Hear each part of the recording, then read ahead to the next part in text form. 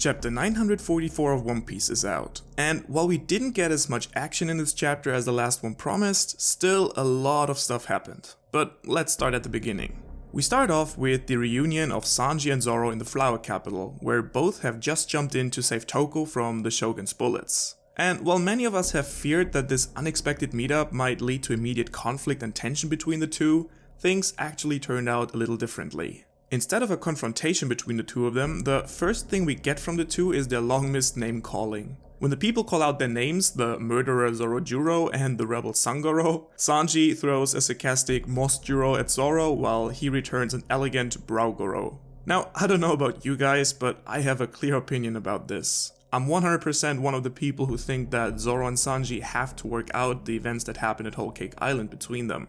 But that being said, for me personally, this scene was just perfect. I really missed the dynamics between the two, and their whole interaction shows me that there is still no doubt that they are standing on the same side. This is simply not the right time to brawl with each other, and both of them are clearly aware of that. So I think that panel alone made a lot of people happy by itself. At least it did for me. I think I'm not alone when I tell you that in this moment I was kind of hoping for a Zoro and Sanji duo fight in this chapter, but given the complex situation they're in, I guess that was never too likely to happen anyway.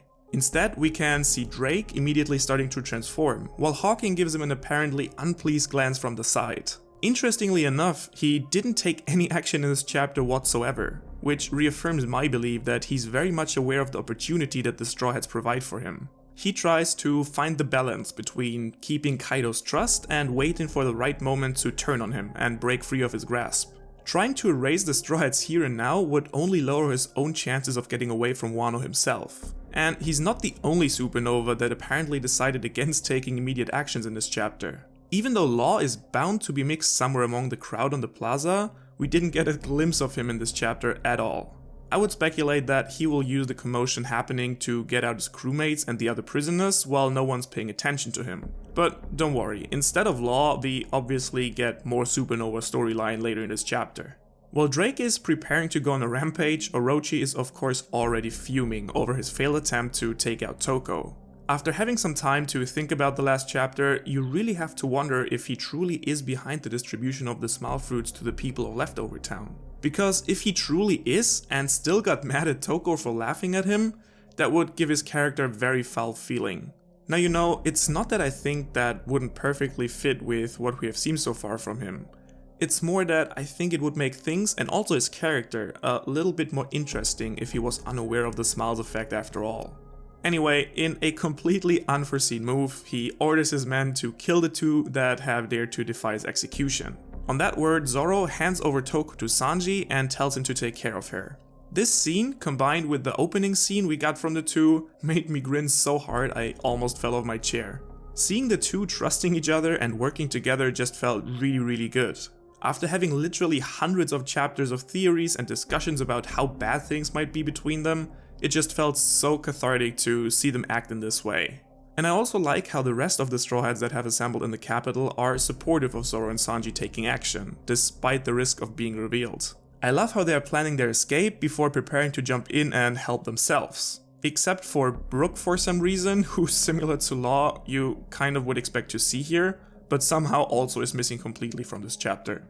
Zoro on the other hand clearly feels like action is definitely necessary, especially after seeing his rage building up for a solid 2 chapters at the events that unfolded before his eyes. After handing over Toko to Sanji, he draws his sword and immediately launches a ranged attack towards Orochi. And I'm kind of sorry to say that, I think it's pretty clear despite all the debate whether Orochi might actually be strong after all, he would probably have had no chance to defend this attack on his own. Instead, the man, the myth, the legend, Kyoshiro jumps in front of Orochi and deflects Zoro's attack, that takes down the buildings on each side of him instead. I'm kind of at a loss for words trying to reason this guy's intentions by now. I was really convinced that he was working against Orochi, and now there he is protecting him. Maybe he wants to take power by political means instead of taking the risk of someone else being chosen through Orochi's death. Who knows? All I can say is that Kyoshiro looks fantastically badass here, and I can't wait to see more of his ability in battle. In the meantime, Drake has somehow managed to transform into a giant-ass dinosaur, sneak behind Sanji and somehow surprise him with that. I guess he learned that from the ninjas in Wano. Good for you, Drake. Good for you. The design of his transformation though looks amazing, and Sanji is forced to escape through the air with Toko, while Franky for some reason protects Zoro from the bullets of Orochi's men. Now, I think that Franky probably did this simply to enter the fight himself and help out his comrades, and not because he's unaware that Zoro should probably be able to block all of these bullets by himself. But it's still a little bit weird. He then recovers Yasuo's lifeless body and prepares to escape. Now, finally, Nami, Robin, and Usopp join in on the fight. And it feels really good to see all of them working together again. And I'm especially happy to see Usopp getting finally some action in this arc, who we can see sniping from one of the rooftops. Zoro meanwhile has finally made it past the big crowd and tries to go after Orochi, only to be stopped by Kyoshiro once again. It looks like this fight is really going to happen, and I can't wait to see it. But now we have to leave the Flower Capital for the moment and return to Udon Prison, where Queen, Luffy, and Hyogoro, as well as all of the Beast Pirates there, are following the events on the snail screen. Suddenly, the head jailer steps in and announces to Queen that 2 new prisoners have been brought in. It's a very unlikely duo, Kamazu, who was brought down by Zoro, and Kid, who somehow managed to get himself captured once again. Queen seems to think along the same line, and can't believe that the supernova allowed himself to be captured once again after even managing to flee. What happened is that apparently Kid had come running towards the guards once he saw the Beast Pirates arrive with Kamazu, forgetting that he still had the Sea Prism Stone cuffs on. And then we have one of the greatest twists in this arc so far, in my opinion. Kid starts talking to Kamazu and asks him why he suddenly started laughing so much. He asks him what happened to him and the rest of their crew, and we finally understand.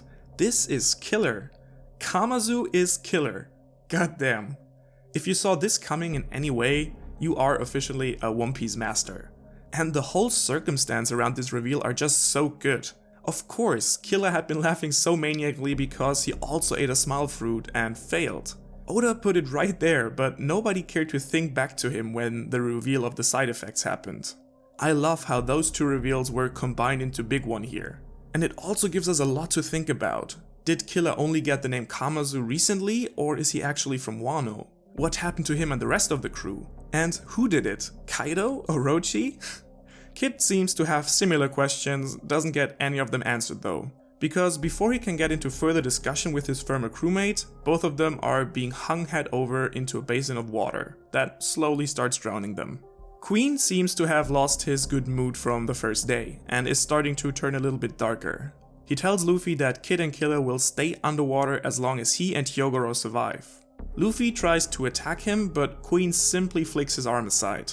He seems to be truly pissed now and tells Luffy that it was clear from the very beginning that all of them were going to die here. Before the situation between the 2 of them can escalate any further though, there is a commotion at the gate. Finally, Big Mom has arrived at the prison, and it looks like she's on the brink of a hunger pain. Things will now start happening very soon, and I'm really confident to say that now since otherwise Kid and Killer will drown in the next couple of minutes.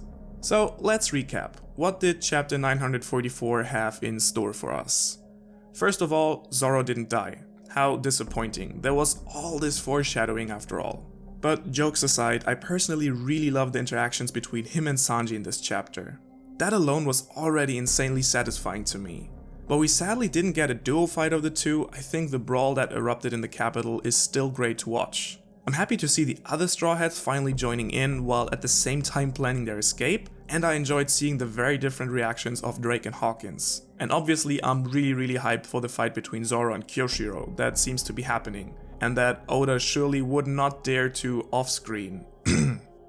Meanwhile in the prison we found out that Orochi's assassin Kamazu was Killer after all.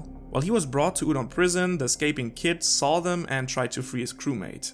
We finally understand that also Kamazu was only laughing so maniacally because he apparently has eaten one of the smile fruits. I can't wait to find out what the entire story is behind this.